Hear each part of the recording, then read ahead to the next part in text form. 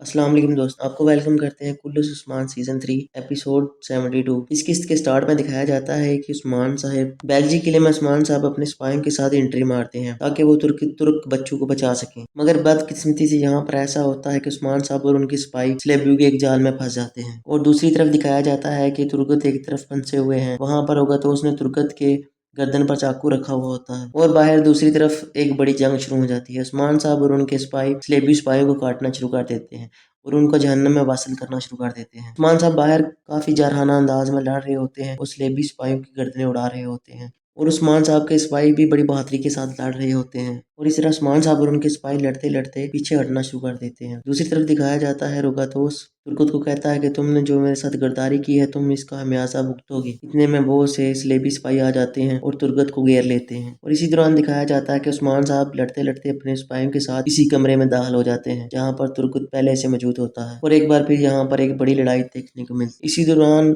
मौका देकर तुर्गत अपने आप को आज़ाद करवा लेता है और स्लेबी सिपाहियों के गर्दनें काटना शुरू कर देता है और यहाँ पर काफी देर तक लड़ाई देखने को मिलती है। उस्मान साहब यहाँ पर बहुत ही गुस्से में होते हैं और सिपाहियों को काटना शुरू कर देते हैं। इसी दौरान उस्मान साहब रोगातोस की तरफ बढ़ना शुरू कर देते हैं और जरगुताई और गोफ्तु से रोक लेते हैं और कहते हैं कि इसी दौरान बहुत से स्लेबी सिपाही इस तरफ आ रहे हैं, हमें यहाँ से जाना होगा। इसके बाद का सीन दिखाया जाता है जहाँ पर उस्मान साहब तुर्गत बे और इनके सिपाही सब पीछे हटना शुरू कर देते हैं और इसी दौरान स्लेबी इन पर तीरों के वार करना शुरू कर देते हैं मगर सिपाही अपने डालू की वजह से अपने आप का बचाव कर लेते हैं और उस्मान साहब इनका जवाब नेज़े के साथ देते हैं। उसके बाद उस्मान साहब रोगातोस को कहते हैं कि मैं बच्चे तुम्हारे पास नहीं छोड़ूंगा और मैं वापस आऊंगा और बच्चों के साथ तुम्हारा सार भी काटूंगा। और इसी दौरान सिपाही पीछे हट जाते हैं और जिस रास्ते से ये किले में दाखिल हुए थे उस रास्ते से बाहर निकलने की कोशिश करते हैं और नीचे बाहर की तरफ चले जाते हैं और ढक्कन को मजबूती के साथ बंद कर देते हैं। ऊपर रोगातोस अपने सिपाहियों के साथ मौजूद होता है। रोगातोस अपने सिपाहियों पर चिल्ला रहा होता है कि कम बख्तो तुम लोग कहाँ थे जब ये लोग किले में दाखिल हुए। नीचे सुरंग में तुर्कत बे उस्मान साहब को कहते हैं कि हम बच्चों को नहीं बचा सके मगर उस्मान साहब कहते हैं कोई बात नहीं, बच्चों ने हमारे लिए एक निशान छोड़ा है। और उस्मान साहब तुर्कत बे को कहते हैं कि वो बच्चों को हरतरूस लेकर जाएंगे, जब टाइम आएगा हम लोग भी वहां पर जाएंगे। प्यारे दोस्तों, इसके बाद हमें काई कबीले का सीन दिखाया जाता है जहां पर मलहन खातून आइकल को कहती है कि मैंने बहादुर को गोपची के पीछे भेजा है और तुम भी अपनी तरफ से कबीले की खवातीन के साथ पूछगिछ करो। और आइकल खातून यहाँ पर अपनी जिम्मेदारी को कबूल करती है और कहती है कि कोई बात नहीं, हमें जल्द ही किरदार मिल जाएगा। दोस्तों, इनकी यही बातें शुरू होती हैं और इसके बाद दूसरे खेमे का मंजर दिखाया जाता है जहाँ पर बाला खातून और सलजान खातून आपस में बातें कर रही होती हैं। बाला खातून को गुंचा की मौत का बहुत बड़ा सदमा लगता है और साथ ही साथ ये अहमद अल्ब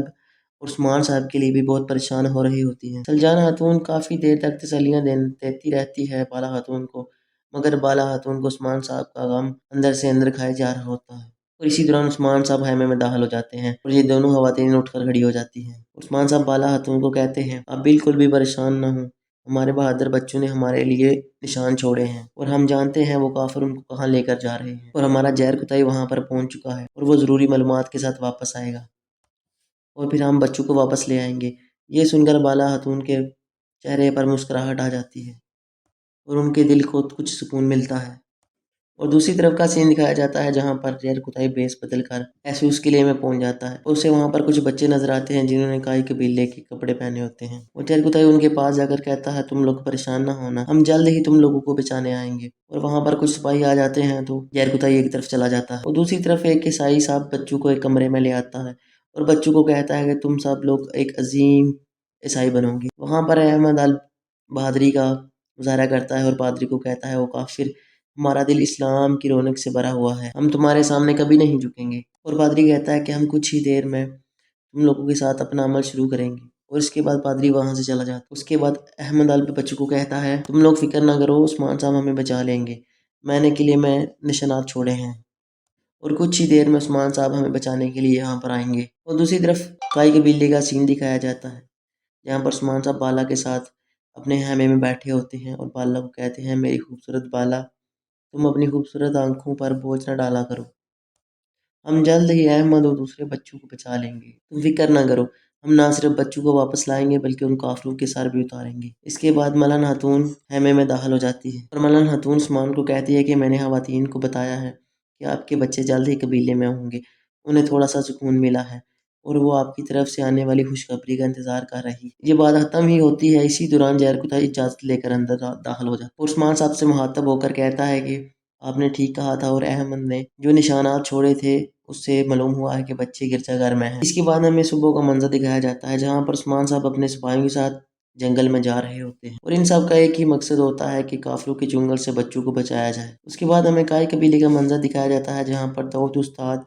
اپنی تلواریں بنانے میں مصروف ہوتے ہیں اور داؤد استاد کے پاس قندوز بھی کھڑا ہوتا ہے اور کہتا ہے کہ کافر اپنی حد پھیلا کر بہت آگے نکل گئے ہیں اور انہوں نے بچوں کو بھی اغوا کر لیا، ابھی بہت بڑی جنگ ہمارے انتظار میں ہے۔ اس کے بعد داؤد استاد کہتے ہیں ہاں انشاءاللہ بہت ہی جلد ایک بہت بڑی جنگ ہوگی۔ دوستوں اس کے بعد یہ تلواریں بنانے میں مصروف ہو جاتے ہیں۔ اس کے بعد ہمیں گرجا گھر کا منظر دکھایا جاتا ہے جہاں پر پادری اپنی مخصوص زبان میں بچوں کو تعلیم دے رہا ہو۔ اس کے بعد پھر سے سین عثمان صاحب پر آتا ہے اور عثمان صاحب کو جنگل میں کھڑے ہوئے نظر آتے ہیں اور عثمان صاحب اپنے سپاہیوں کو کہتے ہیں کہ بچے اندر ہیں اور اندر جانے کے دو راستے ہیں اور اس کے بعد عثمان صاحب ترکت کو کہتے ہیں کہ جب ہم دروازے سے اندر داخل ہوں گے تو آپ اپنے کچھ سپاہیوں کے ساتھ صحن میں داخل ہوں گے، حالانکہ ہمارا ایک سپاہی اندر ہے جو ہمیں بہترین معلومات دے گا۔ اور سب کو اپنی اپنی پوزیشن سمجھانے کے بعد عثمان صاحب گھوڑے کی طرف آگے بڑھتے ہیں، لیکن اچانک سے یہاں پر بہت زیادہ سلیبی آ جاتے ہیں اور ان کو گھیر لیتے ہیں اور یہ نکولا کوسس اور روگاتوس کی ایک چال ہوتی ہے۔ اور اس کے بعد روگاتوس عثمان کو کہتا ہے عثمان کیا تمہیں لگتا ہے کہ میں تمہیں اتنی آسانی سے بچے لے جانے دوں گا؟ اس کے بعد ہمیں پھر سے قلعے کا سین دکھایا جاتا ہے جہاں پر دکھایا جاتا ہے کہ روگاتوس اپنے سپاہیوں پر زور زور سے چلا رہا ہوتا ہے۔ اسی دوران وہاں پر پڑی احمد کی ٹوپی اسے مل جاتی ہے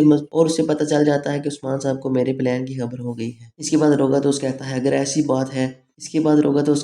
ایسی بات ہے تو میں نکولا اور کوسس عثمان صاحب کا استقبال کریں گے۔ اس کے بعد سین ہمیں واپس جنگل کا دکھایا جاتا ہے جہاں پر سارے کمانڈر بکواس کر رہے ہوتے ہیں۔ اس کے بعد یہ سب لوگ اپنے سپاہی کو حکم دیتے ہیں اور عثمان صاحب پر ٹوٹ پڑتے ہیں۔ اس کے ساتھ ہی جنگل میں ایک مرتبہ پھر بڑی لڑائی شروع ہو جاتی ہے۔ عثمان صاحب اور ان کے سپاہی بڑی بہادری سے لڑتے ہیں اور بہت سے سپاہیوں کو جہنم واصل بھی کر دیتے ہیں اور یہاں پر دکھایا جاتا ہے کوسس، نکولا اور روگاتوس بھی بہت زیادہ کئی سپاہیوں کو شہید کر دیتے ہیں اور عثمان صاحب اور اپنے سپاہیوں کے ساتھ جارحانہ انداز میں لڑتے ہوئے نظر آتے ہیں اور موقع دے کر عثمان صاحب پیچھے ہٹتے ہیں اور اپنے گھوڑوں پر بیٹھ جاتے ہیں اور وہاں سے نکل جاتے ہیں۔ نہایت کوسس، نکولا اور روگاتوس خوش ہو رہے ہوتے ہیں کہ ہم نے عثمان کو شکست دے دی، عثمان کو ہم نے ڈرا دیا اور یہاں سے بھگا دیا اپنی اور اس کے بعد دکھایا جاتا ہے کہ تینوں کمانڈر اپنے اپنے انداز میں نعرے بازی کرنا شروع کر دیتے ہیں۔ دوستوں اس کے بعد ہمیں کائی قبیلے کا منظر دکھایا جاتا ہے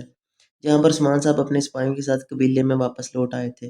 اور ان کے چہروں پر مایوسی صاف دکھائی دے رہی تھی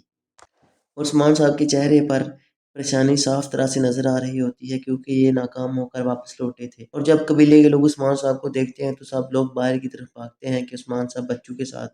واپس لوٹ آئے ہیں، اور جب یہ لوگ دیکھتے ہیں کہ بچے عثمان صاحب کے ساتھ نہیں آئے تو یہ سب لوگ پریشان ہو جاتے ہیں۔ اس کے بعد سب لوگ پریشان ہو جاتے ہیں۔ پھر ایک عورت عثمان صاحب کو کہتی ہے کہ آپ ساری دنیا پر حکمرانی کرنے کی بات کرتے ہیں مگر آپ لوگ ہمارے بچوں کو واپس نہ لا سکے، اور عورت کی یہ باتیں سن کر عثمان صاحب بہت ہی غصے میں ہو جاتے ہیں اور اپنے خیمے کی طرف بڑھنے لگتے ہیں۔ عثمان صاحب کے جانے کے بعد دکھایا جاتا ہے کہ خواتین بہت زیادہ غمگین ہوتی ہیں اور وہ رونا شروع کر دیتی ہیں۔ اس کے بعد سلجان خاتون کو دکھایا جاتا ہے کہ وہ ان کو تسلی دیتے ہوئے کہتی ہے کہ آپ لوگ جانتے ہیں کہ میرا عثمان بچوں کو واپس لے آئے گا، اور ان کو تسلی دیتے ہوئے کہتی ہیں کہ دشمن ہماری طاقت کو یہاں پر برداشت نہیں کر سکتا۔ اس طرح وہ خواتین کو بہت ہی تسلی دیتی ہیں۔ اس طرح خواتین ان کی باتیں سن کر خاموش ہو جاتی ہیں۔ اس کے بعد پیارے دوستوں عثمان صاحب کو دکھایا جاتا ہے جو اپنے خیمے میں داخل ہو جاتے ہیں اور غصہ ان کے چہرے پر واضح طور پر نظر آ رہا ہوتا ہے۔ اس کے بعد وہ دروازے کو بند کر دیتے ہیں اور دروازے کو زور زور سے مکے مارنے شروع کر دیتے ہیں۔ اس کے بعد عثمان صاحب اپنی نشست اتار کر ایک طرف پھینک دیتے ہیں اور پھر اللہ سے دعا کرتے ہیں کہ یا اللہ پاک مجھے طاقت دے تاکہ میں اپنے قبیلے کے بچوں کو واپس لا سکوں، تاکہ ان ماؤں کے دلوں کو ٹھنڈک محسوس ہو جب ان کے بچے واپس آئیں، اور مجھ سے ان ماؤں کی تکلیف دیکھی نہیں جاتی جن کے بچے قبیلے میں نہیں ہیں۔ دوستوں اس کے بعد ہمیں آیورکو کا گرجا گھر دکھایا جاتا ہے جہاں پر نکولا اور کوسس کئی بچوں کے ساتھ کھڑے ہوتے ہیں۔ اسی دوران کوسس کہتا ہے پیارے بچوں تمہیں ہماری 4 کتابوں میں سے کون سی کتاب پسند ہے؟ اسی دوران احمد بولتا ہے اور کہتا ہے کہ ہماری صرف ایک ہی کتاب ہے اور ہم لوگ وہ عبادت نہیں کرتے جو تم لوگ کرتے ہو۔ اس کے بعد روگاتوس احمد کو کہتا ہے کہ تم زیادہ ہوشیار بننے کی کوشش نہ کرو، ہمیں وہ نشان مل گیا ہے جو تم نے عثمان صاحب کے لیے چھوڑا تھا اور ہم نے عثمان صاحب کو ایک مشکل گھڑی میں شکست دی ہے۔ اور روگاتوس کی یہ بات سن کر سارے بچے بہت پریشان ہو جاتے ہیں۔ اس کے بعد سپاہی بچوں کو باہر لے جاتے ہیں۔ اس کے بعد روگاتوس نہال کوسس اور نکولا کو کہتا ہے کہ عثمان صاحب کو بچے واپس نہیں ملے